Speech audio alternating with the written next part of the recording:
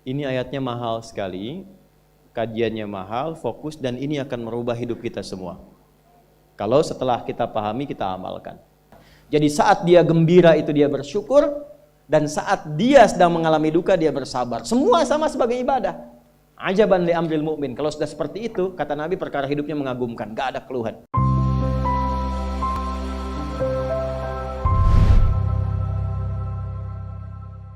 Kana Nabi sallallahu alaihi wasallam, adalah kebiasaan Nabi sallallahu alaihi wasallam. Idza staiqadha min naumihi aw kama qala, jika beliau bangun dari tidurnya. Ya. Nanti kalau kita sampai ke bahasan tahajud, kita akan konversi kira-kira beliau itu tidur jam berapa, bangun jam berapa. Ya, kurang lebih kalau sekarang itu kalau saya konversikan kurang lebih lah sekitar 1:30 ya. Kalau mau di akhir-akhir ke 2:30 jam 3. Kalau dikonversikan, nanti ada awal waktu, pertengahan waktu, akhir waktu. Tahajud itu rumusnya begitu, ada 3. Ya, ada awal waktu kalau pengen panjang, pertengahan waktu kalau agak santai, kalau pemula, ya ahli tahajud amatiran, yang baru awal-awal maksudnya ya, pemula. Itu rumusnya jangan terlalu awal, pepetkan ke subuh. Ya, pepetkan ke subuh. Jadi kadang-kadang semangat itu tidak berimbang dengan eksekusi. Semangat pengen tahajud, bangun jam 1, sholat 1:30, berhenti 2:30, tiduran lagi, bangun jam 7.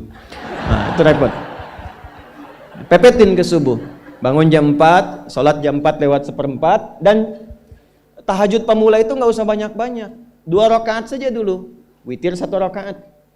Ya, yang penting memupuk keikhlasan dulu, perjuangan. Ya, makanya suratnya pun jangan panjang-panjang, Al-Ikhlas, Al-Falaq, An-Nas. Itu dulu. Sampai merasa bosan dengan itu, tambah 2 rakaat lagi, ya, 4, witir 1 terus, sampai konsisten. Itu rumusnya. Kalau nggak tahu itu nanti dipaksakan capek. Setelah itu nggak mau tahajud lagi.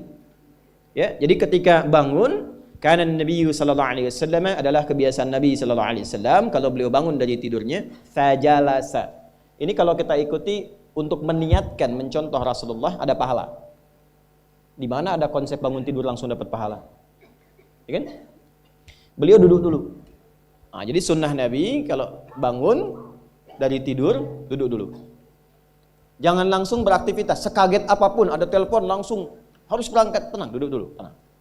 Ya, jangan langsung pakai seragam, langsung gini, tidak, duduk dulu. Kemudian famasaha biyadihi min athari naumi. Lalu dia menghapus bekas-bekas ngantuknya dengan tangan, bagian tangan yang bersihnya. Saya ulang ya. Lalu ia menghapus, menghilangkan bekas-bekas ngantuk, ya, kotoran-kotoran di mata itu dengan bagian tangan yang bersih. Karena nanti ada hadis lain mengatakan kalau engkau bangun dari tidur masih ingat, maka cucilah tanganmu terlebih dahulu karena engkau tidak mengetahui kemana ia berkelana saat tidur. Ya, itu ada hadis yang lain. Tapi kita bisa menduga bagian bersih itu hilangkan dulu, ya, yang bekas ngantuknya. Nah, sehingga doa yang mau dibacakan, komitmen ikrar hidup yang mau dibacakan, ada 2 saat bangun tidur itu. Ada doa, ada ikrar kehidupan, komitmen hidup. Itu membacakannya saat sadar, bukan dalam keadaan ngantuk. Ya, bukan dalam keadaan ngantuk. Jadi kalau dibacakan masih dalam keadaan ngantuk, efeknya akan beda. Ya, misal ada orang bangun, itu langsung baca doa, Alhamdulillahilladzi ahyana ba'dama amatana wa ilaihin. Dan dia lakukan itu dalam keadaan masih mengantuk. Bahasa Rusianya nundutan lah gitu ya, masih begini-begini itu. Nah, itu kalau dilakukan demikian, pertama tidak terbangun kesadaran optimal untuk meresapi apa yang dibaca itu dalam jiwa. Jadi formalitas baca. Yang kedua nggak akan optimal bangunnya. Ya, kadang tidur lagi, kan? Dari tegakin tidur lagi. Hilangkan dulu bekas ngantuknya. Nah, sebelum membaca doa bangun tidur, ternyata ini poinnya. Faqara'a khawatima surah Ali Imran. Ini poin yang ingin saya highlight. Lalu beliau kemudian membacakan sebagai contoh kepada kita untuk membangun visi kehidupan sejak bangun tidur. Di orang Islam tuh hebatnya, kalau benar belajar tuntunannya, itu nggak ada muslim yang bangun tidur kecuali sudah punya visi. Apa yang mau dikerjakan di hari itu. Tertata betul. Dan itu komitmen untuk menguatkan pada jiwa setelah membangun rancangan program sebelum tidur. Kan kalau kita ngaji sunnah Nabi itu sebelum tidur kan istighfar dulu kan? Lalu mengevaluasi kegiatan sebelum kita tidur. Ini yang belum berhasil apa? Dari mulai ritual, tadi sholatnya saya 5 waktu ke masjid apa enggak, jamaah apa tidak. Maka bikin rencana, besok yang kurang harus saya tutup. Tadi kegiatan saya ini yang belum Allah ridhoi apa, di pekerjaan ada bagaimana, di jalan itu apa yang dilakukan yang salah. Besok kalau saya hidup saya mau perbaiki. Istighfari dulu yang itu, baru kemudian ketika Allah kasih kesempatan untuk hidup kembali esok harinya sesuai dengan ajal, itulah yang kita siapkan untuk melengkapi hal yang kurang, yang telah kita rencanakan sebelum tidur. Nah, cara untuk menguatkan jiwa kita, komitmen pada rencana itu, inilah 11 ayat terakhir surah Ali Imran. Faqara khawatimah surah Ali Imran. Di sini penutup surah Ali Imran.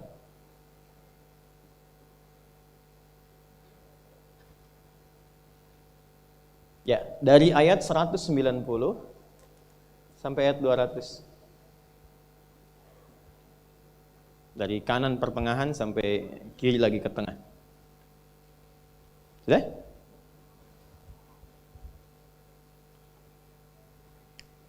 Perhatikan baik-baik, tolong ditandai dulu. Dan nanti saya jadikan ayat wajib untuk dihafal. Ceknya bulan depan.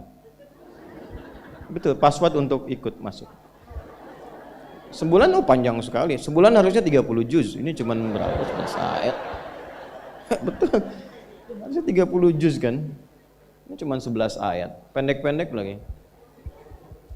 Ya. Nah, pelan-pelan. Sudah? Dari mulai inna fi khalqis samawati wal ardi, kemudian wa ikhtilafil laili wan nahari, lalu la ayatil liulil albab.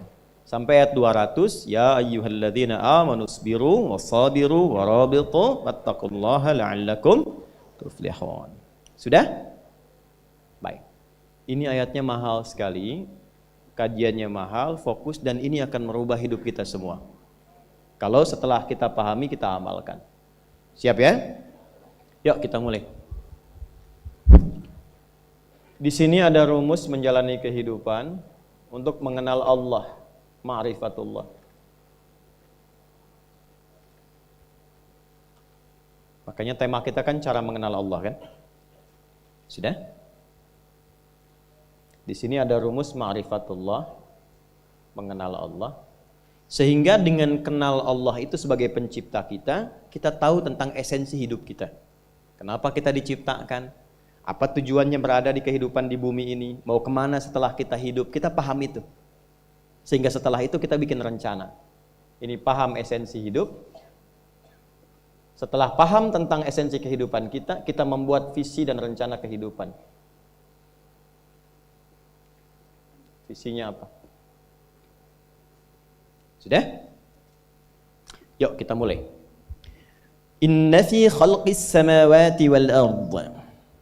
Sungguh aku tegaskan, kata Allah. Jadi terjemah yang enak tuh kalau ada ayat dibuka dengan kata inna. Inna itu kalau di gramatikal bahasa Arab itu kaidahnya begini. Harfun nasbin wa taukidin tansibul isma wa tarfa'ul khabara mabniyun 'ala al-fathi la mahalla lahu min al-i'rab. Huruf yang berfungsi untuk menegaskan satu informasi, menguatkan, menancapkannya ke dalam jiwa, sehingga nanti harakat kalimat setelah itu fathah untuk membuka. Fathah itu membuka sebuah informasi dan referensi penting yang harus ditancapkan ke dalam jiwa, sehingga dia tidak mengalami perubahan. La mahalla lahu minal i'rab. Kalau sudah konsisten ditancapkan ke jiwa, apapun yang akan memengaruhi dia untuk merubah visi hidup itu, dia bisa tepikan. Maka terjemahan yang paling enak, inna fi khalqis samawati wal ard. Sungguh aku tegaskan, kata Allah. Di balik hikmah penciptaan langit dan bumi itu, waqtilafil laili wan nahar, dan pergantian siang dan malam. Kehidupan itu kan cuman dua pokoknya kan, langit dan bumi. Segala yang di langit, segala yang di bumi. Alam langit, alam bumi. Allah yang kuasai semuanya, itu disebut dengan alamin. Ya, maka kita katakan alhamdulillahi rabbil alamin. Nah, baik kehidupan di langit, kehidupan di bumi, atau semua aktivitas yang kita kerjakan selama 24 jam sehari yang ditandai pergantian gelap dan malam. Waqtilafil laili wan nahar. Apa esensi semua kehidupan ini? Apa esensinya? La ayat, bentuknya jamak. Sayangnya di terjemahan itu baru sebagian terjemahannya. Ya, menjadi tanda-tanda kan? Padahal ayat itu bukan sekedar tanda. Tanda itu ada 3. Satu, ada alam, sifatnya disebut dengan alamah. Diserap ke dalam bahasa Indonesia menjadi alamat. Sudah? Nah, alamat itu tanda yang mendekatkan pada tujuan. Walaupun umumnya selalu ke tempat. Itu alamat. Itu dari bahasa Arab. Di mana alamatnya Masjid An-Nur? Ketika Anda tahu alamatnya, lebih dekat sampai ke tujuan kan? Tak tahu alamat, tidak mudah mencarinya. Itu pertama, tanda. Kedua, wasmah atau wisam. Simatun. Diambil kemudian karakternya disebut dengan ismun. Nama, tanda. Nah, wasmah, samatun, ismun itu tanda untuk membedakan objek atau zat satu dengan yang lain. Misal orang Arab itu kalau punya kambing, misalnya, dia kasih tanda untuk membedakan ini kambing saya, itu kambing orang. Paham? Baik, nama kita dalam bahasa Arab disebut ismun, masmuka. Siapa namamu? Nah, kenapa diberikan nama itu? Untuk membedakan, memberi tanda, ini saya, itu fulan. Adi, saya yang nengok. Ade, Pak Ade yang nengok. Tuh kan? Ahmad, yang lain tengok. Nia, ibu yang tengok. Ada polisi razia, tangkap. Nama kamu siapa? Nia, Pak. Yang betul? Nia. Nama lengkap? Kurniadi. Itu aneh. Nah, itu ismun, sema. Makanya kalau kita ingin diberi tanda yang baik, hadisnya katakan apa? Beri nama yang baik supaya dengan tanda itu dikenal baik. Tanda itu bukan sekedar memberikan nama, tapi memberikan kesan. Wasmun wa fi'lun thumma harfunil kalim. Itu kaidahnya. Seseorang itu akan dinilai dengan 3 hal. Pertama, ismun, namanya. Maka beri nama yang baik supaya orang itu bisa ta'zim dengan keadaan nama. Yang terakhir ada ayat namanya.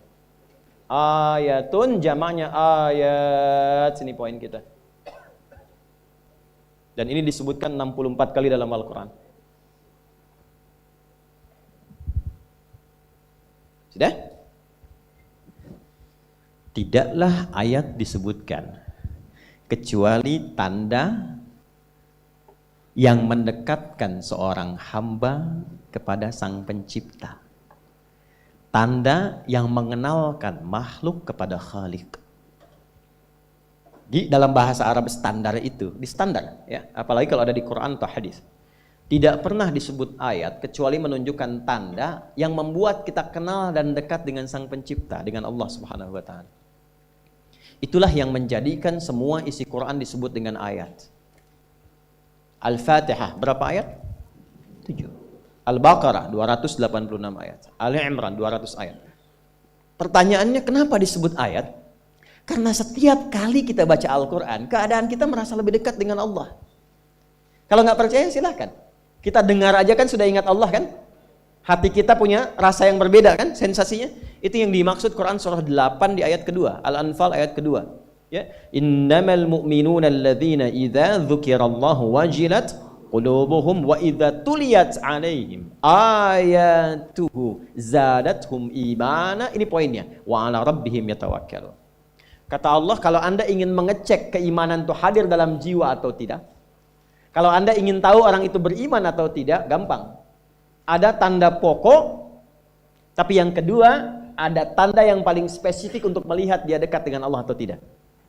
Tanda pokok yang standar, itu adalah disebutkannya nama Allah. Jika disebutkan nama Allah, ada konfirmasi getaran dalam dirinya. Dan getaran itu hanya dimiliki oleh orang yang punya iman. Jadi kalau belum punya iman, nggak ada getaran itu. Atau imannya bermasalah, cuma klaim di lisan gak nyampe ke jiwa. Ya, apa standarnya? Bila disebutkan nama Allah. Karena itu diperdengarkan disebutkan nama Allah itu 5 kali sehari di setiap pergantian waktu. Ya, subuh ganti waktu ke siang disebutkan lagi, siang ganti ke sore disebutkan lagi, sampai malam. Ya, karena nanti bisa terjadi, kata Nabi, yusbihu mu'mina wa yumsi kafira. Paginya ada iman, sorenya luntur. Maka diperdengarkan di telinga kita. Supaya kedengaran. Telinga bahasa Arabnya itu udhun, jamaknya adzan. Maka dalam adzan kalimat pertamanya disebutkan nama Allah. Allahu Akbar, Allahu Akbar. Kalau nggak percaya silahkan. Begitu mendengar nama itu disebutkan, bukankah ada konfirmasi getaran dalam jiwa kita? Minimal akan dikatakan sudah azan, siap-siap. Nah itu standar iman. Standar iman. Tadi subuh jam berapa ya? 4, 45. Oh, terjadi perbedaan pendapat. Ini menunjukkan Anda berasal dari daerah yang berbeda-beda ya. Baik. Ya kita ambil yang inilah, genapkanlah 445 misalnya ya. 445. Ting, Allahu Akbar, Allahu Akbar. Anda yang lagi mimpi pun bangun, Allah udah adzan. Nah, itu konfirmasi iman. Nah, kalau sudah bangun Anda siap-siap sholat, itu iman standar namanya. Ya, jadi merespon saat adzan itu standar iman. Tapi kalau Anda jam 4 sudah bangun, itu istimewa. Belum dipanggil sudah siap-siap, ada begitu. Ini ada yang baru tadi subuh udah menyiapkan isya. Ada dia udah lihat jadwalnya, isya saya mau di sini. Itu iman luar biasa itu. Itu luar biasa. Nah, ada yang titik lemah di bawah standar. Adzan 4.45, sudah 5.44 dia belum sadar tuh. Itu poin tuh.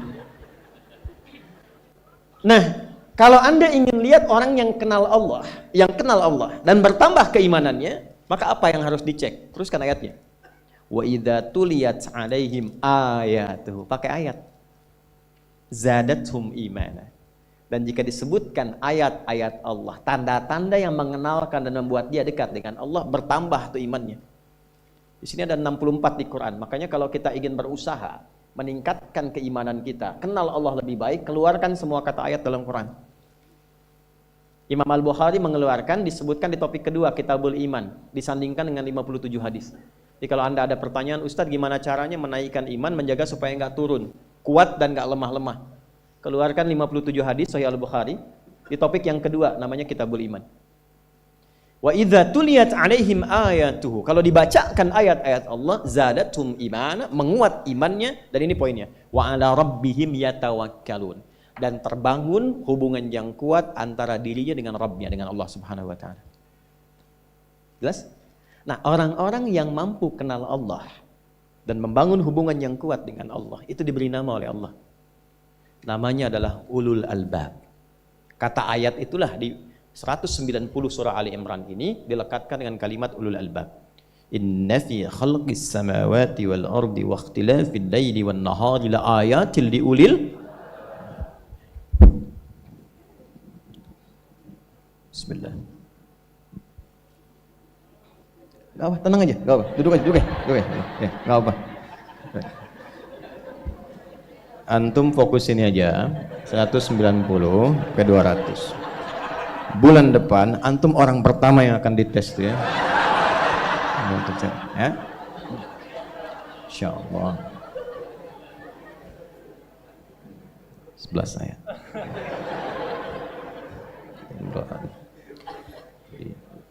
Jadi saya berusaha optimal supaya saat antum ditanya, saya nggak sempat bis ngapus kemarin ya. Ya. Ulul albab, bismillah. Yuk kita lebih fokus ke sini.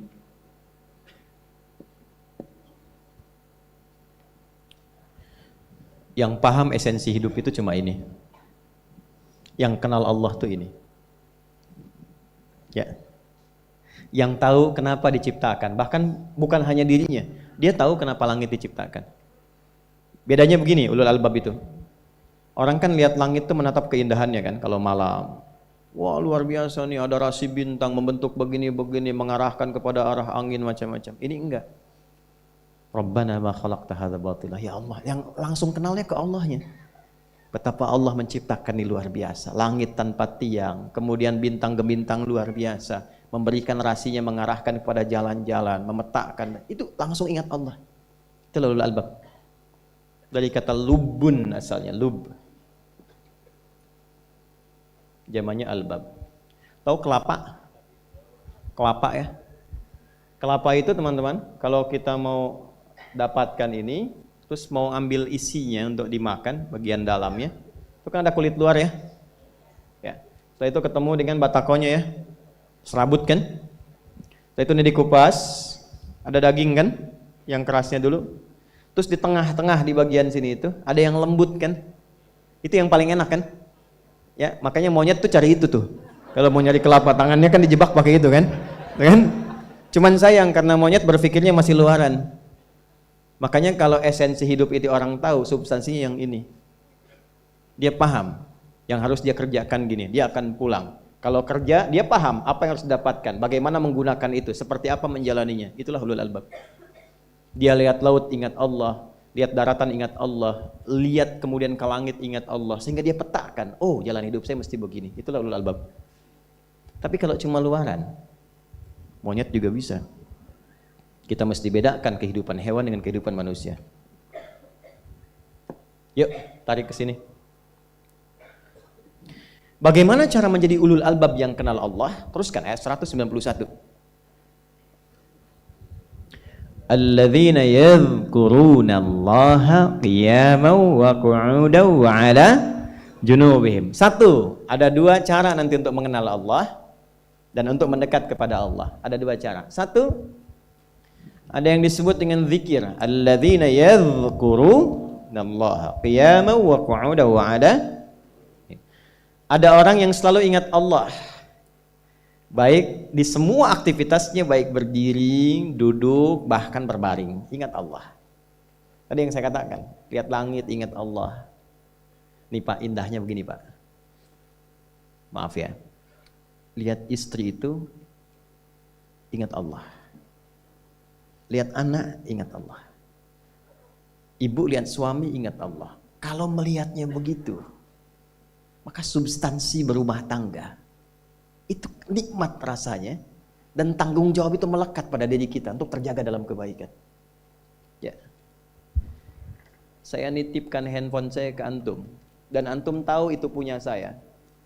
Ya, dan Anda mencintai saya misalnya, ta'zim di situ. Mungkin nggak handphone itu ditempatkan di tempat yang tidak baik? Mungkin nggak Anda taruh di lantai begitu saja?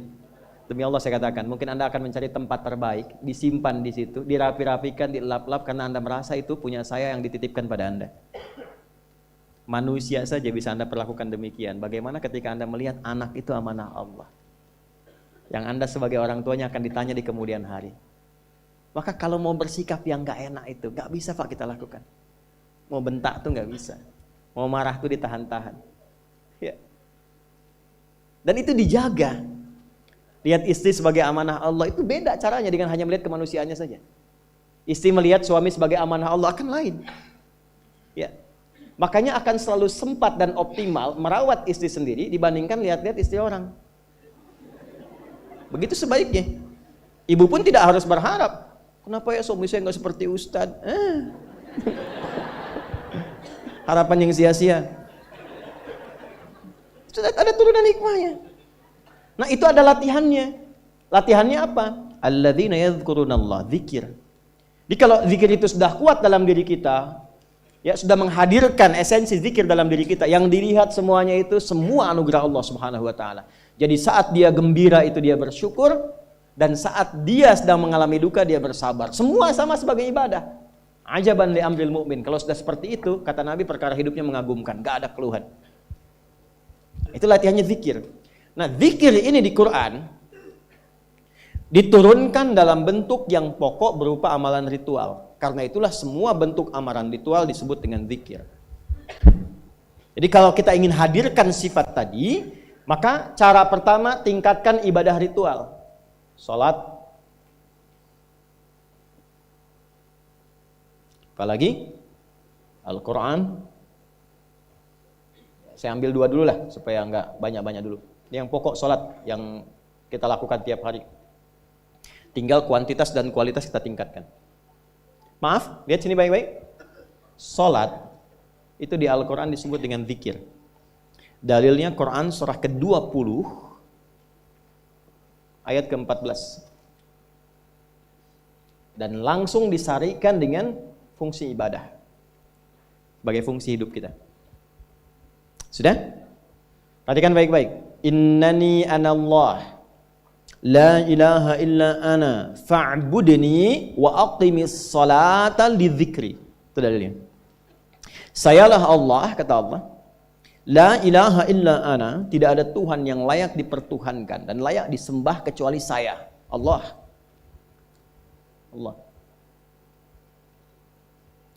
Bagaimana kenal Allah sebagai Tuhan? Ya, yang layak disembah, yang harus dipertuhankan, kenalnya bagaimana? Mendekatnya bagaimana? Fa'budni, sembah saya supaya kamu kenal saya, dekat dengan saya, tahu saya. Bagaimana caranya? Wa aqimis shalah, tunaikan salat. Jadi kalau pengen dekat dengan Allah, terkoneksi kepada Allah, tersambung, punya sifat tawakal yang kuat, nih tingkatkan salatnya, tambah. Makanya tiap hari kita sholat 5 waktu itu untuk membangun konektivitas dengan Allah. Sebab kalau sudah dekat, aksesnya pun terbuka semua. Itu maksudnya. Anda dekat dengan pimpinan, akses di perusahaannya kan mudah untuk diakses. Ya kan? Kita punya kenalan yang kuat, yang punya sesuatu, aksesnya mudah dibuka. Kita kenal Allah dan dekat dengan Allah, apa yang sulit bagi Allah. Dan ini kita yakin. Nah sekarang Allah kasih jalan. Coba lihat orang-orang dulu, ya. Mereka ketika akan melatih dirinya untuk tersambung kepada Allah, sholat semua, termasuk para nabi, rasul. Tapi dahsyatnya, ketika ada apapun dalam kehidupannya yang sulit Allah mudahkan, minta langsung dikabulkan. Dan sangat luar biasanya, seringkali terjadi mintanya lewat sholat. Nabi Zakaria itu kan dihukumi istrinya oleh medis itu menopause dan mandul, maaf, nggak mungkin punya keturunan. Kapan mintanya? Dalam sholat. Mohon sama Allah. Dan itu dikabulkan. Dan diabadikan di Quran dengan surah yang sama, Ali Imran ayat 38 sampai 39. Hunalika da'a Zakaria rabbah qala rabbi habli min ladunka dzurriyyatan thayyibah innaka sami'ud du'a. Ya Allah, mereka mengatakan aku enggak mungkin punya keturunan. Mereka mengatakan istriku punya keterbatasan. Maka aku memohon kepadamu yang tidak punya batas dalam pemberian. Engkau yang maha mendengar. Kalau kepada yang maha mendengar doa saya tidak dikabulkan, mohon tunjukkan kepadaku lewat sholat ini ya Allah, dengan cara apa lagi dan kepada siapa aku mesti memohon. Itu enggak nunggu lama, permohonan selesai turun jawaban ayat 39-nya. Fanadathul malaikatu wa huwa qa'imun yusalli fil mihrab. Turun malaikat mengabarkan engkau dapat kabar gembira akan punya anak, langsung namanya dikasih Allah Yahya. Annallaha yubasyiruka bi Yahya. Artinya hidup yang mustahil menurut manusia, lahir dari rahim seorang perempuan, maaf, yang divonis monopause dan mandul, bayi yang hidup, kata Allah nggak ada yang mustahil, lahir dan terjadi itu. Yahya, John, lahirlah. Kapan terjadinya? Saat sholat. Karena itu saat dipanggil sholat, itu isinya tuh kan doa semua. Silakan Anda cek, isinya doa semua. Dari mulai takbir, sujud sampai salam, isinya doa semua. Dan itu konektivitas kita dengan Allah, minta. Kapan itu bisa terkabul dengan cepat doanya? Kapan selesai urusan kita? Kalau koneksinya bagus. Makanya disebutnya zikir, yang terhubung, yang nyambung. Semakin kenal, semakin dekat, semakin mudah. Kadang belum minta, sudah diberi. Ada yang orang belum berucap, Allah sudah berikan. Sehingga ketika menghadapi masalah yang sama, ringan. Bukan gak punya masalah. Akan dihadapi, diringankan oleh Allah. Masalah yang sama, ini sampai ribut, adu argumentasi. Orang ini cuma senyum, selesai. Betapa banyak masalah kecil diargumentasikan jadi besar. Akhirnya problem. Tapi tidak sedikit masalah besar dihempaskan di atas sajadah. Ketika koneksinya dengan Allah itu kuat, tiba-tiba hilang seketika, selesai. Makanya Nabi Yakub kalau punya masalah, yang beliau lakukan apa? Dia bentangkan sajadahnya, dia sholat, dia mohon kepada Allah. Itu dilestarikan di Quran surah ke-12 Yusuf ayat ke-86. Aku tuh kalau sedang punya masalah apapun, yang aku bangun konektivitas dengan Allah. Innama ashku bathi wa huzni ilallah. Saya curhatnya cuma sama Allah. Ini Pak, ini bagian pertama. Nah, jadi kalau ingin semakin kuat, sampai ada masalah diringankan, mau kerja dibukakan pintunya, itu ada jenisnya. Yang pokok ada 5 waktu, 17 rakaat. Yang detil itu ada pada sunnahnya. Dan itu hebatnya dalam Islam. Dijelaskan caranya, disebutkan tujuannya, dan diterangkan hikmahnya. Contoh, kita sekarang jam berapa? Jam 9.20. Di waktu saat ini ada waktu sholat disebut dengan sholat duha. Duha itu dibagi 3. Ada awal duha, penguat zikir, pengganti seluruh bagian zikir di tubuh kita, yang disebut dengan syuruk. Itu kurang lebih jaraknya 1 jam setelah subuh. Jadi kalau tadi 4.45, ya 5.45 menjelang jam 6 itu masuk syuruk. Setelah itu masuk ke jam 8 sampai ke kurang jam 10 itu pertengahan duha. Pertengahan duha. Apa fungsinya? Di antaranya mempermudah rizki. Di antaranya. Bilangannya berapa? 2 sampai 4 rakaat bisa dikerjakan. Ya, dan harapannya apa? Bukan pada rizkinya. Ya, jadi jangan sampai motifnya cuma sekedar ke duniawi, kurang tepat. Kenalkan kepada Allah, nanti biarkan janji yang disampaikan oleh lisan Rasulullah itu terjadi. Ya, jangan pada rizkinya, ini terbatas, cuma sampai situ. Tapi kalau kita minta sama Allah, dikasih jalannya tuh dari sisi yang tidak kita duga. Anda berhitung, Allah kasih hitungan. Anda tak berhitung, Allah kasih apa yang tidak pernah Anda hitung sebelumnya. Itu poinnya. Maka lakukan sholat dekati, itu yang disebut sholat duha. 2 rakaat, tambah lagi 2, untuk kenal Allah. Kalau sudah merasakan dekat, sudah nyaman, sudah enak, muncullah kemudian kesan dalam hati, terserah Allah mau kasih berapa. Yang penting sudah enak, sudah damai. Di titik itulah kemudian Allah limpahkan dari apa yang gak pernah kita duga sebelumnya. Tiba-tiba keluar, kok ada telepon, dapat proyek, dapat macam-macam. Tapi tujuan sholatnya bukan untuk proyeknya. Buat kenal Allah, ulul albab ini. Kalau cuma pengen lancar, baru serabutnya. Kalau cuma pengen lulus proyek, itu baru daging luarnya. Ulul albab itu kenal Allahnya, sehingga dia tahu akses intinya tuh itu. Itu poinnya. Dan gak mahal. Emang kalau sholat duha di An-Nur bayar, Pak? Pakai biaya. Tuh, baiknya luar biasa. Sudah? Itu satu. Kalau mau lagi misalnya, ini yang paling dahsyat nih. Dibimbing kita sampai ke posisi terbaik di apapun itu. Jadi ayah terbaik, ibu terbaik. Ya, jadi karyawan strategis, di militer terbaik. Terbaik tuh gini, di tempat terbaik yang memuliakan tuh makom namanya. Makanya kuburan sering disebut makam kan? Ya kan? Maksudnya apa? Maksudnya Anda selama hidup berkaryalah yang baik, ibadah yang benar, sehingga Anda wafat pun terhormat.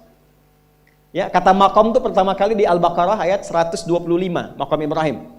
Ya. Ketika Allah sampaikan dalam Al-Qur'an, didapatkan di situ makom Ibrahim, wa idz ja'alna al-baita matsabatan lin-nasi wa amna wattakhidhu min maqami Ibrahim.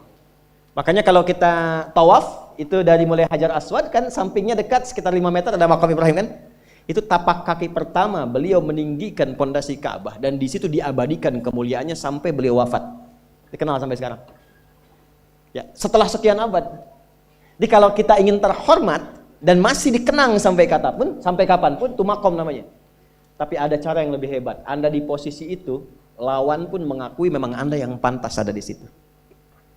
Itu namanya makom mahmuda.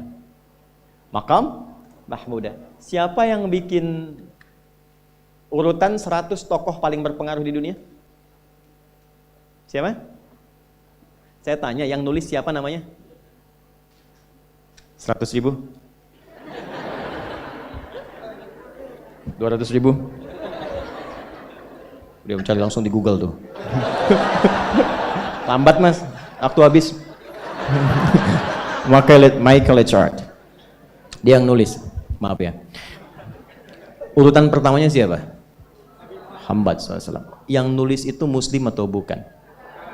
Kok bisa tergerak hatinya untuk menempatkan seorang nabi muslim di tempat pertama? Saya tanya begini, kenal Abu Jahal nggak? Ya Allah, makin siang nih nggak fokus nih. Saya kira cuma di Bengkalis saja yang kenal Abu Jahal, sini kenal juga. Baik, Abu Jahal itu, apakah orang ini tidak kenal Nabi? Kenal. Orang ini tahu, kalau saya sebut orang ini berarti kurang bagus ya. Kalau saya sebut beliau berarti baik ya. Abu Bakar saya sebut beliau, Abu Jahal orang ini. Maksudnya Abu Jahal. Apakah orang ini tidak tahu kalau Nabi itu mulia?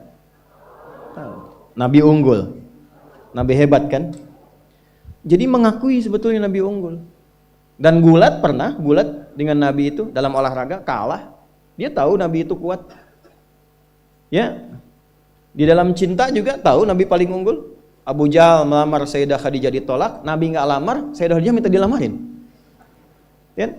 Dari sejak itulah dia nggak mau tahu semua yang dari Nabi, pokoknya semua harus jelek. Walaupun dia tahu itu baik. Nggak kenal, sampai nggak menanamkan pada dirinya nggak ingin kenal kebaikan Nabi. Nggak ingin kenal pada sesuatu, itu jahlun namanya. Jadi kalau ada mbahnya yang paling bodoh yang nggak pengen tahu, itu Abu Jahal namanya. Maka sejak saat itu orang ini disebut dengan Abu Jahal. Tapi Abu Jahal pun itu meyakini kebenaran, kekuatan Nabi, cuman karena iri saja. Gitu. Tapi dia nggak bisa nolak. Menilai seseorang di tempat terbaik yang kita nggak bisa nolak dan mengakui memang dia orang yang terbaik, itu namanya maqam mahmuda. Tahukah Anda? Jalan untuk mencapai maqam mahmuda itu nggak akan mungkin kita dapatkan kecuali mendekati yang punya semua maqam, yaitu Allah Subhanahu wa taala. Dan jalannya lewat sholat. Itu lewat sholat. Tapi karena ini levelnya istimewa, tingkat tertinggi, ya prajurit pengen jadi komandan terhebat yang diakui, nggak ada orang nyoal. Di kepolisian pengen jadi pimpinan yang baik dan semua mengakui sehingga nggak ada yang nyoal. Di perusahaan pengen jadi pimpinan yang ideal, ya semua mengakui, nggak ada yang nolak. Itu maqam mahmuda. Jalannya apa? Ternyata nggak pakai uang, nggak pakai koneksi-koneksi yang tidak jelas. Koneksinya dibangun dengan Allah sehingga Allah melembutkan hati semua orang itu untuk menetapkan dia yang terbaik. Sholat. Karena levelnya tinggi, dinaikkan dari sekedar sholat fardu. Ditempatkan di waktu yang tidak biasa. Butuh pengorbanan, butuh perjuangan. Namanya tahajud. Turunlah Quran surah ke-17 ayat 79 sampai 81 itu. Quran surah 17 ayat 79 sampai 81. Ini poinnya. Wa minal laili fatahajjad bihi nafilatan laka asa ayyab'athaka rabbuka maqamam. Ini kan terjadi keanehan kan, ironinya.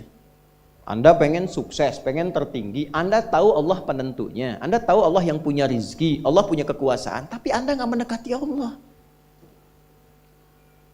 Terus yang dipakai cara-cara salah, kenapa harus korupsi? Kenapa harus nyogok? Kalau SK-nya nggak Allah tetapkan, nggak akan turun juga.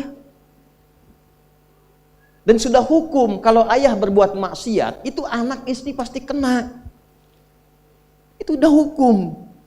Makanya saya mohon deh, ya para ayah itu kalau mencari nafkah, cari yang benar. Kasihan anak Anda yang di SD, harus berhenti sekolah.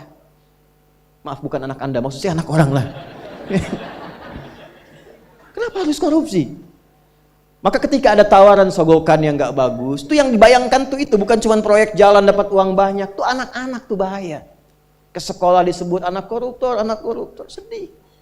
Istri gak sanggup keluar belanja. Itu pikirkan, itu sudah hukum. Sudah hukum. Anak juga begitu. Kalau mau berperilaku, ingat orang tua. Sebab ketika tidak baik, orang tua pasti kena. Anak di sekolah berantem, yang dipanggil siapa? Orang tuanya. Itu selalu terikat. Di rumah tangga itu selalu begitu. Karena nafas itu terikat. Semua saling mengikat. Babnya itu jelas. Nah, balik ke sini, kalau ingin tingkat yang tertinggi, dekati pemiliknya Allah ini.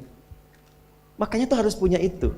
Itu ringan kalau sudah punya itu tuh, Allah, saya punya Allah. Kita mau apa? Nggak takut hidup. Nabi ditodong pakai pedang. Siapa yang menyelamatkan Muhammad sekarang? Ringan, Nabi jawab, Allah. Jatuh pedang tuh. Dibalik, kamu siapa yang menyelamatkan kamu? Bingung. Udah punya Allah tuh luar biasa. Nah, ini yang harus tanamkan pada jiwa. Punya Allah sebagai Tuhan. Kalau sudah dekat, kenal, baik dengan itu, akses mudah semua. Dan yang paling indah itu apa? Menerima apa yang Allah tetapkan. Hari ini nggak dapat, alhamdulillah. Saya masih dikasih jalan. Alhamdulillah, besok belum dapat. Ada akumulasi, paham. Nah, itu nggak mungkin bisa dapat rasa itu. Salah satunya, ikhtiarnya apa? Nih, tahajud.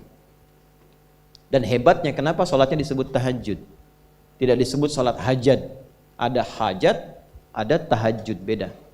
Hajatun, hajada, hajadun, ada tahajjada ya tahajjud, tahajud. Beda.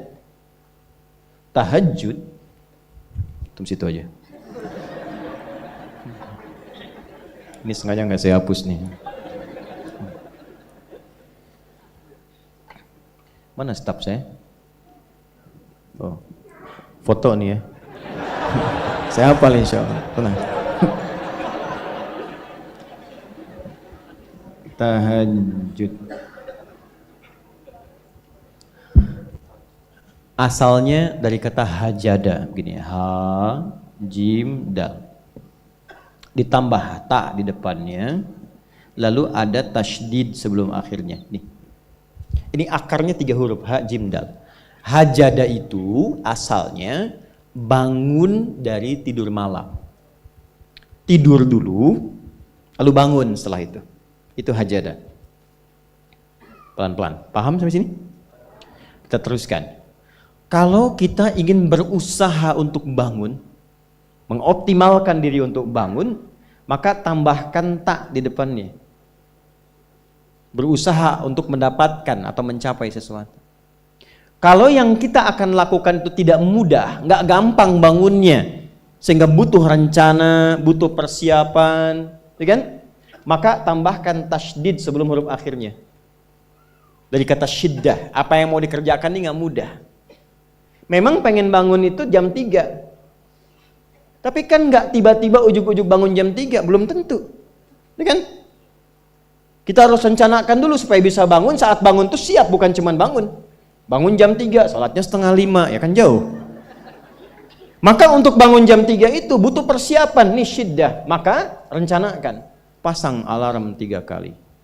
Misal yang ikhtiarnya jam 2, jam 2.15, jam 2.30. Alarm jam 2 untuk mematikan alarm yang kedua. Gitu kan? Yakin saya Anda kalau pasang alarm malam tuh nggak satu, yakin? Bangun, ceklek, mati. Minimal ingat akan ada alarm berikutnya kan? Nah itulah tak. Allah itu sudah tahu modus-modus kita itu. Karena alim maha mengetahui. Detailnya kan kita lakukan kan Allah sudah tahu. Alarm yang kedua membangun kesadaran paripurna. Peringatan kedua. Kalau pengen bangun, enggak tertidur.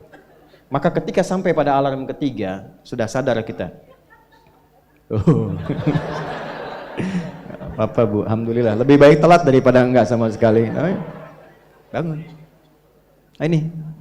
Kalau kita tarik ke implementasi hidup, pengen level tertinggi itu butuh perjuangan.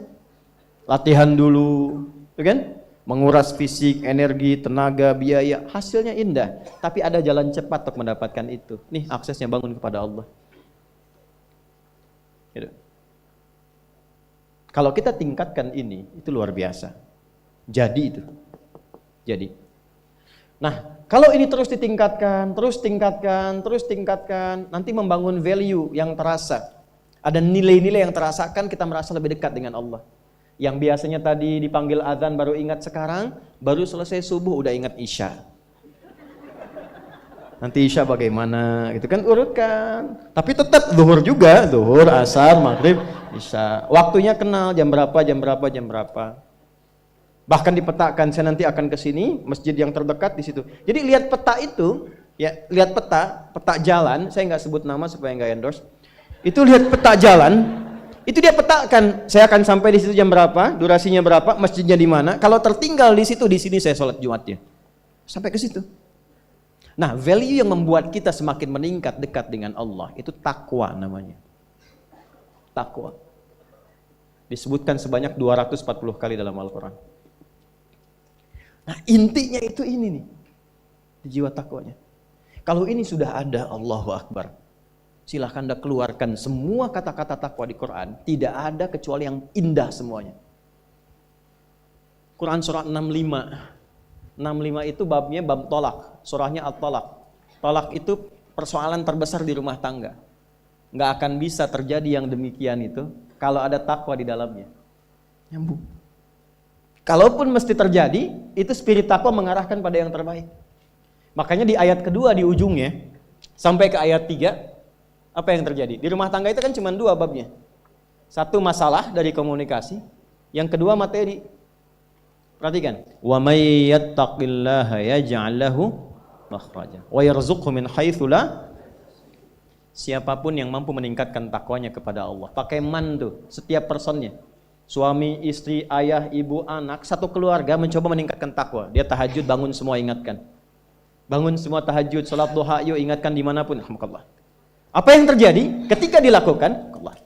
Apa jawab Allah? Yaj'al lahu makhraja. Enggak pakai alif lam, makhraja. Masalah apapun yang engkau alami, suami berangkat ada masalah umum yang semua orang mengalami itu, tapi yang ini enggak. Kena macet, ada macet, dia mau berangkat, tiba-tiba diarahkan, jangan lewat situ Pak, macet, Bapak kesini aja. Ya. Pak ikut kami saja Pak, tiba-tiba patwal datang, ayo ikut. Ya, itu bisa terjadi. Wa yarzuqhu min haitsu la yahtasib, bahkan rezekinya pun itu datang dari sisi yang enggak diduga. Enggak nyangka ya, emang enggak sangka datangnya. Ya, habis sholat tiba-tiba telepon masuk, belum selesai proyek ini ada permintaan itu. Beda istidraj dengan takwa itu lain. Kalau istidraj itu bertambah tapi lupa Allah. Hati-hati. Proyek nambah, sholat lupa. Hati-hati. Hati-hati ya. Pekerjaan menambah, omset nambah, tapi nggak pernah bisa ngaji. Nggak pernah mampu sholat. Hati-hati itu. Dan paling bahaya kalau itu nambah terus sehingga membuat lupa semua ibadah. Itu istidraj namanya. Istidraj. Ancamannya akhirat tuh, hati-hati. Segera ingat, segera ingat. Tapi kalau semakin nambah, semakin ingat Allah, itu anugerah. Karena Allah telah menilai hamba ini paham menjalani kehidupan, sehingga dia ngerti. Makanya Utsman, Abdurrahman bin Auf, setelah masuk Islam, hartanya makin nambah. Karena kenapa? Karena telah dinilai layak mengelola harta, paham cara mengelolanya. Dapat segini, alokasikan ke sini. Dapat segini, alokasikan ke sini. Pak, di mana logikanya? Ada 600 truk hasil usaha. Bapak punya 600 perusahaan. Satu perusahaannya itu bergerak di bidang misalnya logam mulia. Ya, ada emas, ada berlian, ada macam-macam dan sebagainya. Satu kali Anda berhasil mendapatkan kurang lebih 600 truk logam mulia di dalamnya. Mau datang kemudian ke tempat Anda di jalan. Tiba-tiba apa yang terjadi? Ada komen tetangga kepada Anda. Misal, komennya nggak langsung, cuma ke teman tetangga Anda dengar. Waduh, Pak Asep hisabnya luar biasa kayaknya ya. Hisabnya, bukan berliannya. Hisabnya luar biasa, terus nyampe di telinga Anda. Kira-kira ketika mendengar itu respon Anda apa? 100.000? Bingung kan? Bingung. Lihat Abdurrahman bin Auf, jazakallahu khair. Datang 600 kafilah pakai unta. Isinya semua emas, berlian, perak, macam-macam. Heboh Madinah, bum bum bum bum bum bum bum. Tiba-tiba Sayyidah Aisyah komen radhiyallahu taala anha.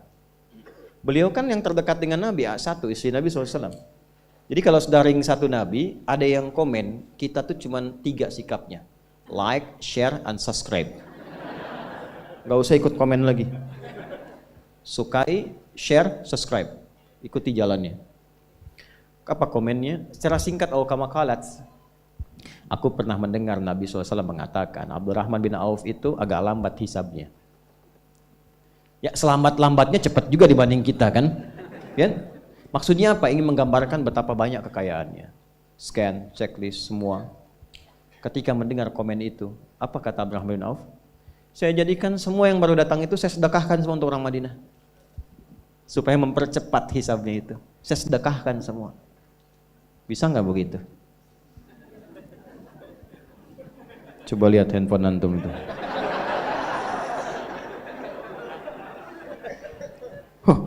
Hisabnya luar biasa nih. Buat anak yatim ya. Kasih.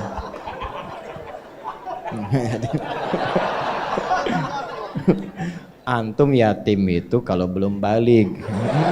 Ini udah bisa nyari sendiri. Dari perjalanan yatim tuh butuh perhatian, banyak di luar anak-anak yang masih butuh perhatian. Buat yatim ya. Nah, mudah. Nah, itu yang maksud saya katakan itu nggak mudah. Tapi kalau kita diberikan anugerah oleh Allah, pandai mengelola sesuatu sesuai dengan kehendak Allah, ini kasih semua. Ilmu dikasih.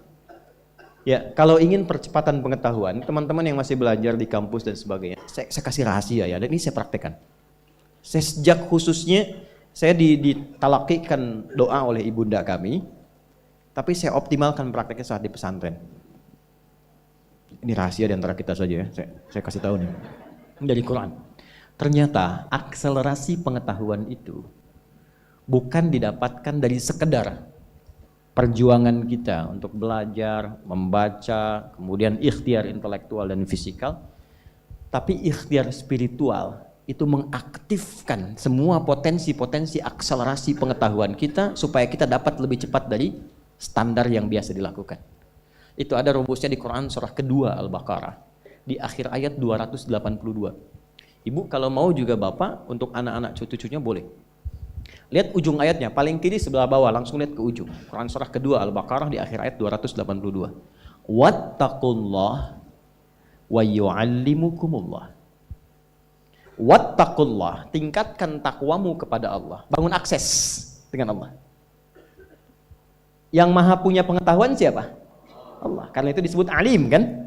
Ya kan? Kalau kita aksesnya kuat, wa yu'allimukumullah, Allah langsung yang mengajarkan kepada kita bahan-bahan pengetahuan itu. Bukan nggak belajar, bukan, tetap belajar. Tapi yang terjadi apa? Ketika dalam belajar itu tahajudnya meningkat, duhanya meningkat, rawatibnya meningkat, Allahu Akbar. Dan dilakukan karena Allah, bukan karena pengetahuannya. Lillah.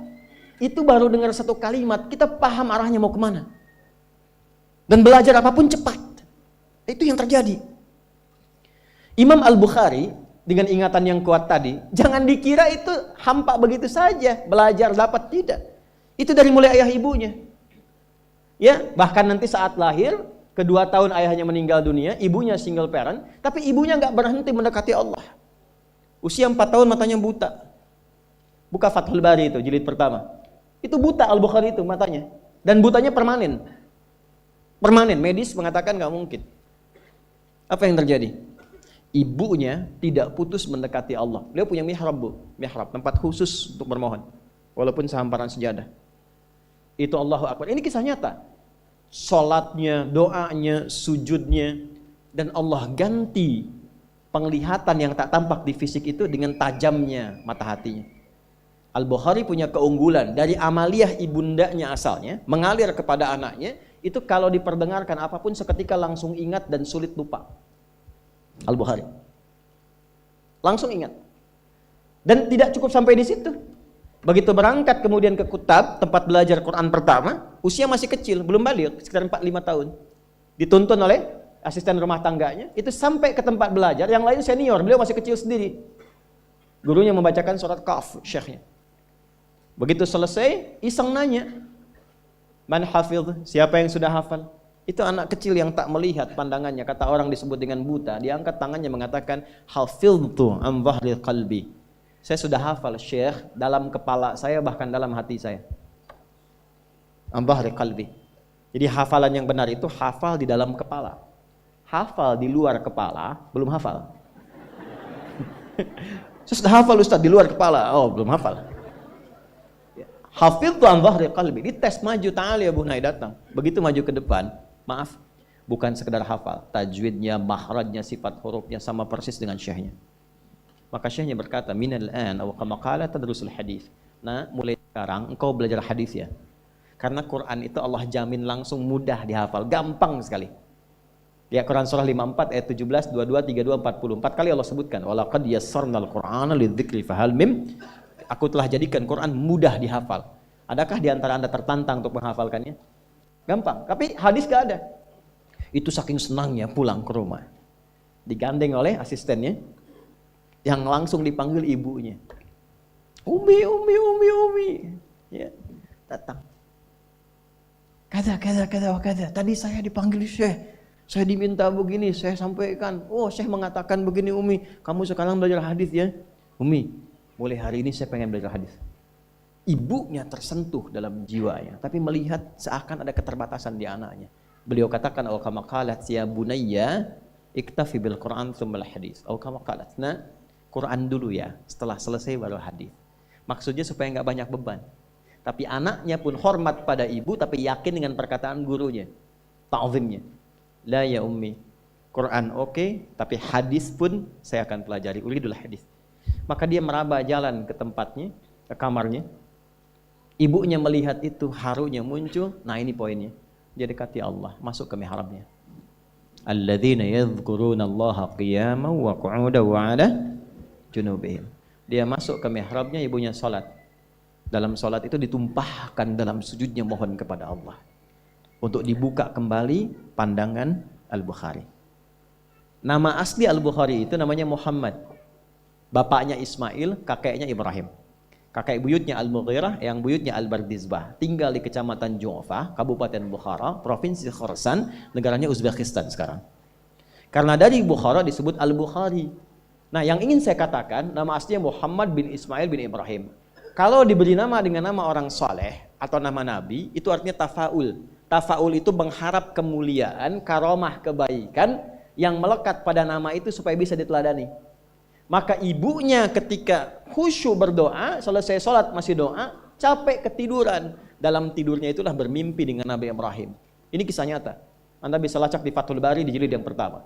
Kata Nabi Ibrahim disampaikan, anak Anda dapat kabar gembira akan melihat kembali.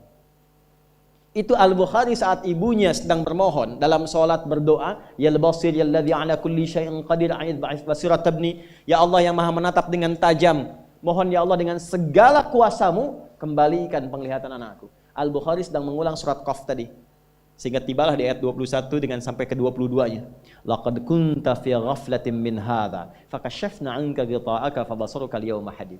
Ini ayat tentang situasi akhirat tapi percikannya diberikan pada Al-Bukhari dalam konteks kebaikan.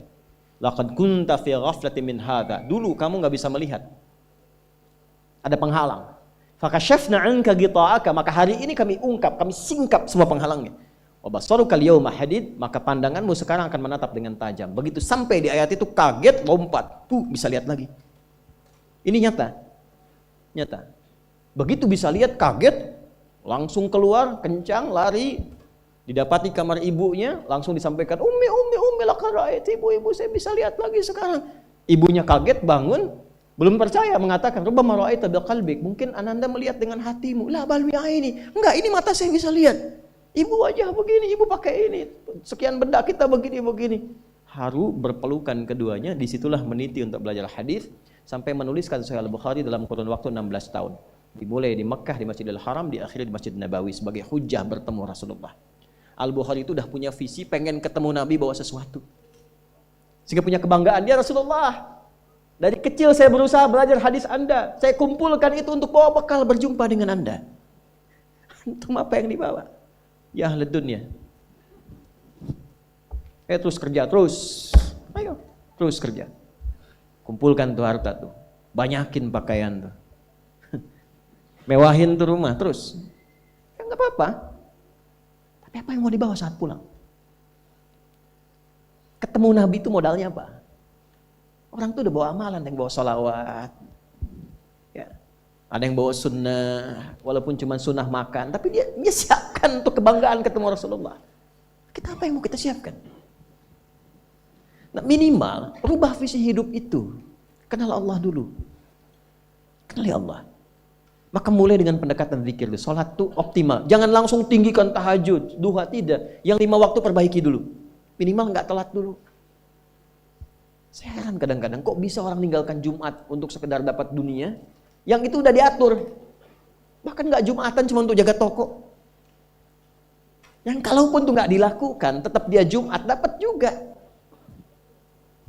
Nah itu ilmu tadi. Ilmu. Saya coba itu Pak. Coba lihat. Itu kan mahal. Imam Syafi'i dulu ibunya begitu, bangun ketakwaan. Imam Ahmad tuh begitu. Imam Ahmad tuh hafal 1 juta hadis.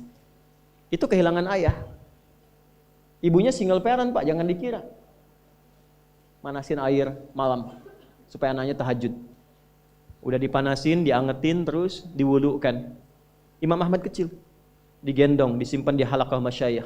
Setelah selesai digendong lagi balik. Sekarang dituai hasilnya.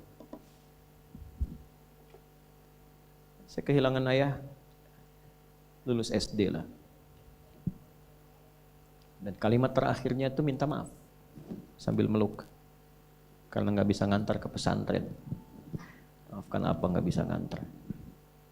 Di rumah sakit di Serang waktu itu RSUD. Saya masih kecil, baru masuk 13 tahun, mau berangkat. Ya belum paham tapi kita ta'zim, takrim pada beliau, pamit. Beliau menangis, saya tahan untuk menunjukkan sikap tegar.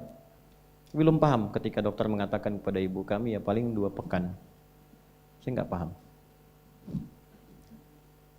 2 pekan selesai, saya dipanggil di pesantren itu.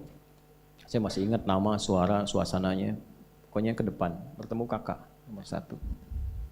Saya tanya bagaimana ayah? Beliau diam. Oh, saya husnudzon. Sampai di Bandung, paman kami, masih ada beliau.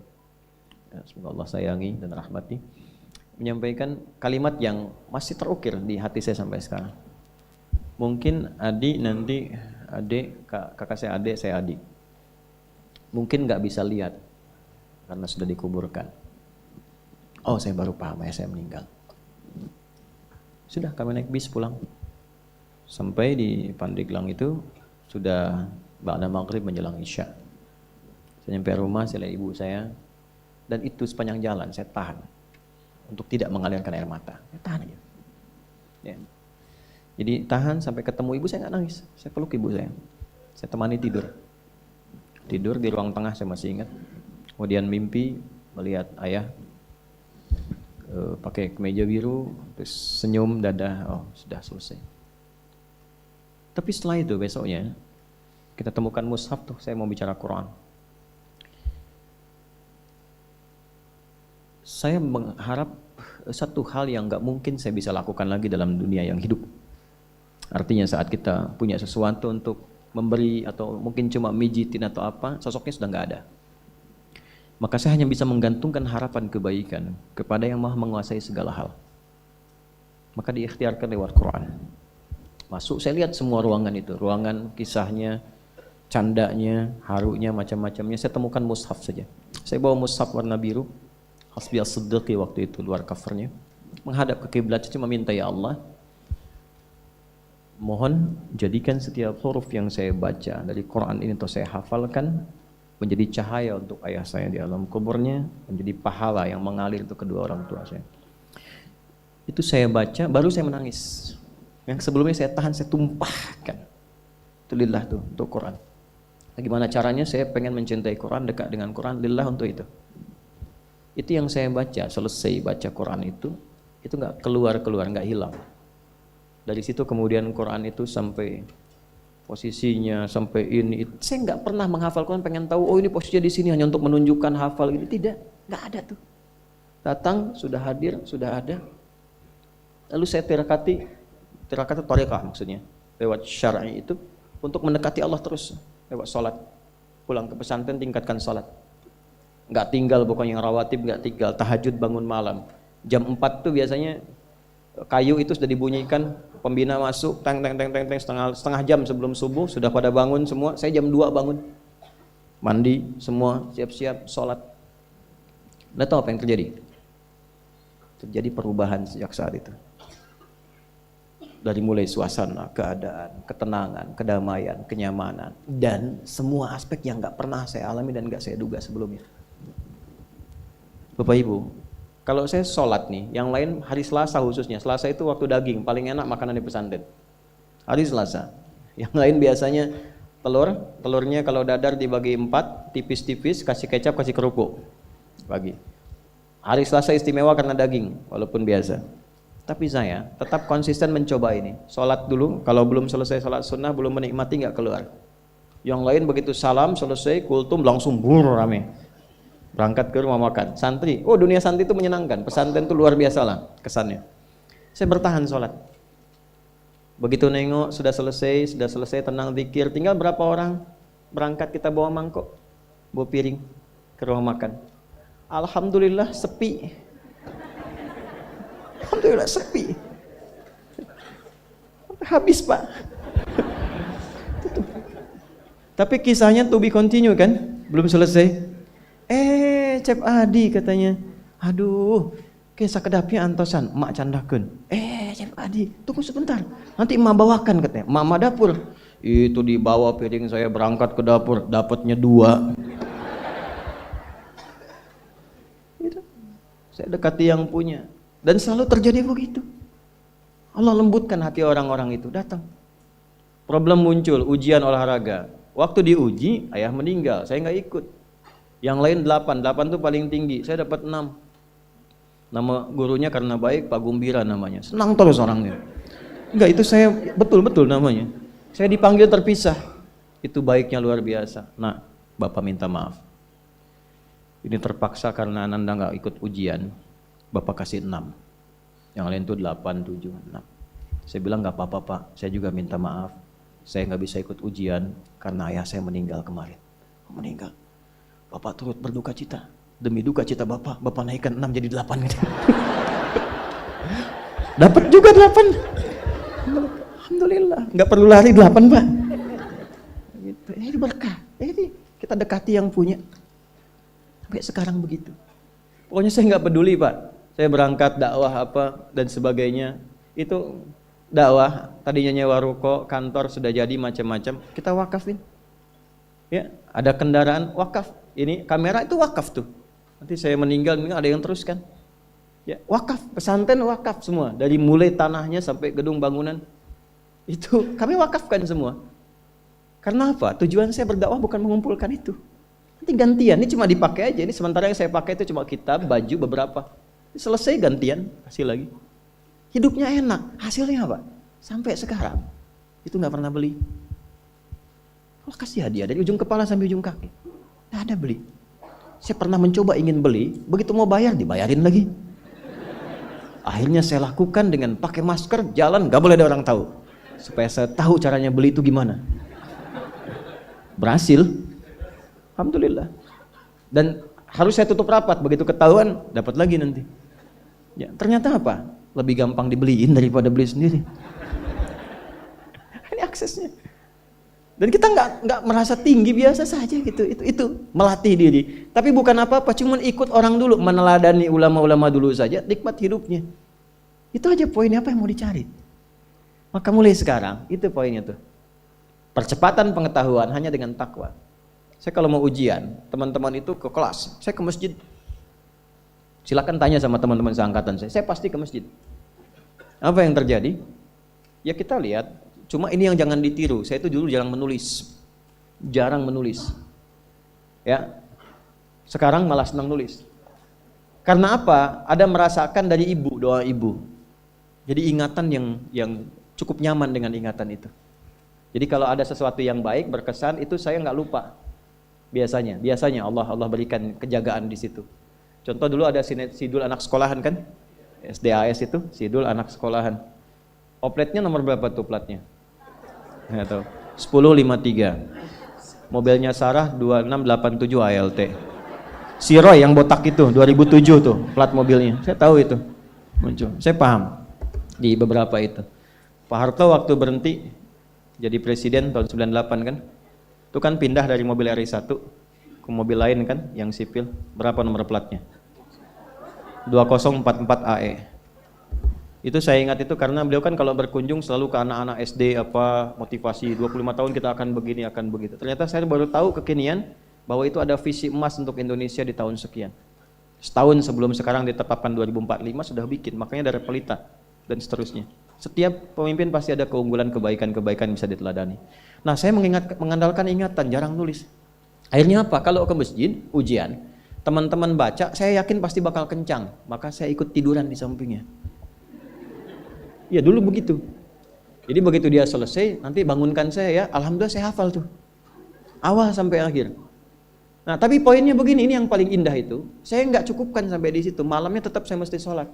Tahajudnya jaga. Itu kalau saya tahajud, terus ketiduran, tidur. Selalu bermimpi ngerjain soal. Sampai selesai. Besoknya persis sama dengan yang dilihat tadi malam. Hampir tiap ujian. Tapi saya nggak pernah lihat wajah antum tuh. Tetap antum berlaku bulan depan.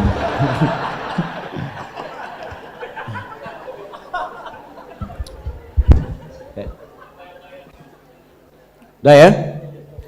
Nah ini, ya jadi sekarang saya cuma pesan 2 nggak banyak-banyak. Sholat sama Quran. Para orang tua sehari sehalaman aja nggak apa-apa, nggak usah banyak-banyak 1 halaman atau berapa ayat. Yang penting ngaji.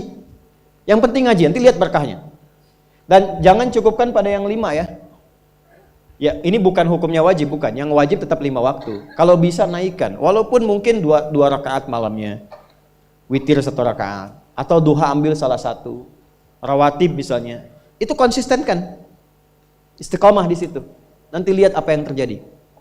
Demi Allah saya katakan, kalau mau coba tuh gini ya. Hari ini Anda baca 1 halaman Quran. Salat tambah. Besok naikkan 2 halaman. Nanti lihat keberkahan hari ini dengan besok pasti terjadi perbedaan. Setiap Anda baca lebih banyak akan terjadi perubahan kehidupan di hari itu. Gak percaya silahkan. Karena yang jamin langsung pencipta kita. Begitu kita dekati Quran, kehidupan akan berbeda. Begitu konsisten sholat, akses dibuka.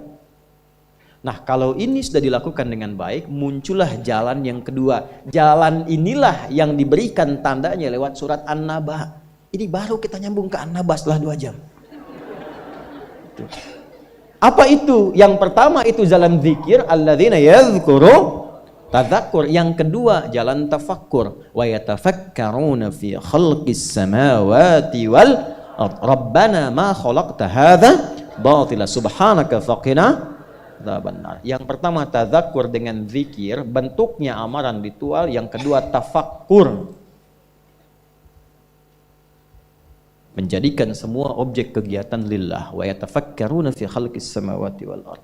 Kalau zikirnya sudah mantap, maka dampaknya ada ke fikir. Karena fikirannya akan dibimbing oleh jiwanya. Maka dia merencanakan semua kegiatannya bukan hanya untuk difikirkan, tapi juga dizikirkan, diniatkan untuk mendapat ridha Allah, untuk melancarkan visi hidup dia sampai pulang. Makanya kalau Anda baca sampai ayat 200, di situ lengkap sekali. Jangan cuma dunia, nanti ke akhirat bagaimana, dihisab bagaimana, ini ada ancaman neraka kalau nggak siap bekal. Teruskan coba ayatnya.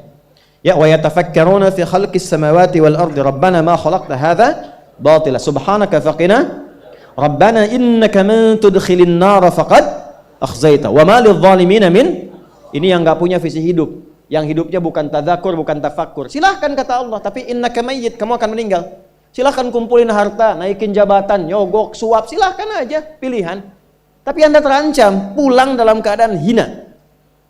Innaka man tudkhilin nar faqad akhzaita. Makanya kita bertekad, ya Allah bimbing hamba supaya pulang gak hina. Gak mau hamba dihinakan di hari kiamat. Sekarang kita salah, yang lihat 1-2 orang atau bisa disembunyikan. Di hari kiamat diungkap, semuka langit dan bumi tahu siapa Anda. Saya ini masih banyak aibnya, cuma Allah tutup. Tapi di akhirat tuh semua kalau nggak kita tutupi sekarang dengan Allah, dibuka. Maka selesaikan semuanya. Setelah itu apa? Rabbana innana sami'na munadiyan yunadil imani an aminu bi rabbikum fa'amanna. Itu kezikir. Ya Allah, kami sadar selama ini kami berusaha, bekerja, beraktivitas, belajar, ada yang salah arah nih.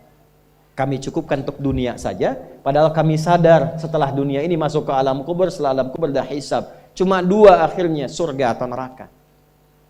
Saya sadar ya Allah, saya akan merubah visi hidup saya mulai hari ini. Saya siapkan aktivitas kehidupan saya bukan cuma untuk dunia, tapi visinya sampai akhirat. Gimana Allah ridha? Pekerjaannya tetap. Anda tetap di kantor juga, yang di militer-militer, di kepolisian-polisian, yang kerja-kerja, yang bertani-bertani. Cuma visi hidupnya apa? Sudah sampai akhirat. Gimana caranya kerja tidak menyakiti orang, tidak menipu, tidak menyogok, sholat masih terjaga, baca Quran masih bisa dilakukan. Toh meninggal juga.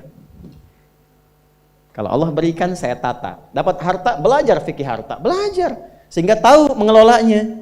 Oh, ini untuk keluarga, Quran surah 4 ayat 34. Oh, ini yang zakat, Quran surah 9 ayat ke-60. Ini yang infak, Quran surah kedua ayat 215. Ini yang umum, Quran surah kedua ayat 261. Keluar semua. Sehingga saat mendapatkan harta itu sudah paham kemana ditempatkan. Saat hisab ditanya, dari mana didapatkan, kemana kamu keluarkan? Jawabnya ringan. Ya Allah, Engkau yang maha mengetahui. Aku dapatkan dengan seperti ini, aku keluarkan sesuai dengan perintahmu. Dibuka filenya, tampakkan, CCTV dibuka, keluar, benar. Checklist, ping, udah, cepat masuk surga. Ya Allah, Engkau maha tahu, dari mana aku dapatkan, kemana aku keluarkan. Buka filenya, keluar, pepeo, salah. Neraka. Hidup coba begitu. An aminu bi rabbikum, selama di dunia diseru, fa amanna. Kita sadar ada yang salah. Rabbana faghfir lana dzunubana wa kaffir 'anna sayyi'atina wa tawaffana ma'al abrar. Rabbana wa atina ma wa'adtana 'ala rusulika wa la tukhzina yaumal innaka la tukhliful. Sampai sini aja itu udah visi hidup. Ya Allah, kemarin banyak yang salah, saya mau tata lagi. Ibu merawat anak karena cinta anak atau karena Allah? Masa coba lihat anaknya, yang perempuan pakai jilbab tidak, sekolahnya di mana, sholatnya bagaimana, Qurannya bagaimana? Supaya ringan hisabnya, Bu. Cepat pulang. Pak juga ya. Ini koreksi, setelah itu ingat, baru kita punya harapan. Ingin sekomplek di surga dengan para rasulmu ya Allah. Tuh. Ya, tadi kan rusulika wala tukhzina yaumal qiyamah. Kami pengen sekompleks seperti yang kau janjikan. Maka diturunkanlah caranya. Di situ ada Quran surah keempat ayat 69. Ya kan? Wa may yuti'illaha wa rasul fa ulaika ma'al ladzina an'ama Allahu 'alaihim minan nabiyyina was-siddiqina wasyuhada'i was-salihin wa hasuna ulaika rafiqa. Siapa yang pengen sekomplek dengan semua nabi yang pernah bertugas di bumi, maka taati Allah dan Rasulnya. Jadi 3 golongan selain nabi. Siddiqun, orang yang membenarkan tuntunan kemudian dia kerjakan. Syuhada, orang yang berjuang hidupnya untuk menaati Allah lalu wafat. Salihin, jadi orang soleh, yang penting jaga konsisten dalam kebaikan. Nah, kalau itu sudah dapat, kemanapun Anda beraktivitas, ingat Allah. Itu yang dimaksud alam naj'alil arda mihada wal jibala wa khalaqnakum wa ja'alna naumakum wa ja'alna al-laila wa ja'alna an-nahara wa banayna fawqakum sab'an. Perhatikan baik-baik, itu runtut semua. Jadi Anda yang kembali riset, lihat gunung, yang di geologi, yang ditambang, yang apa, ingat Allah. Sehingga nggak mungkin nambang sembarangan. Ya kan? Kemudian apalagi yang bekerja siang malam, siangnya bekerja, ingat Allah. Rebahan berbaring, wa ja'alna al-laila libasa, ingat Allah. Lihat pasangan, wa khalaqnakum azwaja, lihat istri titipan Allah, lihat suami titipan Allah. Maka bikin pikiran, direnungkan sampai hari kiamat. Makanya nanti sampai ayat 40 itu suasana hisab. Ya, semua sampai ke ujung. Sampai ke ujung. Sampai ayat 40 suasana akhirat. Enggak ada yang bicara, la yatakallamuna illa man adzina lahu rahmanu wa qala. Sampai di ujung, sampai hisab. Nah, kalau ingin bikin visi hidup sampai kiamat, jangan cuma dunia, siapkan sampai pulang. Itulah intisari surat An-Naba itu. Ya, sampai ke ujungnya. Jadi pada intinya adalah lakukan yang bermanfaat, rubah cara hidup kita. Setelah itu dekati Allah dengan tadzakur, terapkan dalam tafakkur di semua bagian aspek kehidupan kita. Jadi apapun Anda, nggak dicegah. Mau jadi pilot silahkan, jadi insinyur silahkan. Ya, mau jadi menteri, jadi pejabat, di militer, di polisi silahkan. Value takwanya kita keluarkan. Yang penting takwanya. Saya akhiri, itu sebabnya setiap pekan kita diingatkan meningkatkan takwa. Dalam setiap Jumat kan? Dan berbahagialah kita hidup di Indonesia, jaga negeri ini, kokohkan, karena tidak ada satupun di dunia ini satu negara yang cara berinteraksi kebangsaan kenegaraannya dibangun dengan nilai takwa kecuali di Indonesia. Ada pelajar nih. Silakan cek Undang-Undang Sisdiknas nomor 20 tahun 2003. Dari mulai pasal menimbang poin 2, takwa ada di situ. Undang-Undang Dasar 1945 mengamanatkan pada pemerintah untuk mengusahakan satu sistem pendidikan yang meningkatkan keimanan dan ketakwaan pada Tuhan Yang Maha Esa serta akhlak mulia. Bawa ke TNI Sabta Marga ada 7. Yang ketiganya, kami Ksatria Indonesia yang bertakwa kepada Tuhan Yang Maha Esa, membela kejujuran, kebenaran dan keadilan. Sabta Marga Polisi Tribrata pertamanya, kami Polisi Indonesia berbakti pada nusa dan bangsa dengan meningkatkan ketakwaan pada Tuhan Yang Maha Esa. Semua ada value-nya.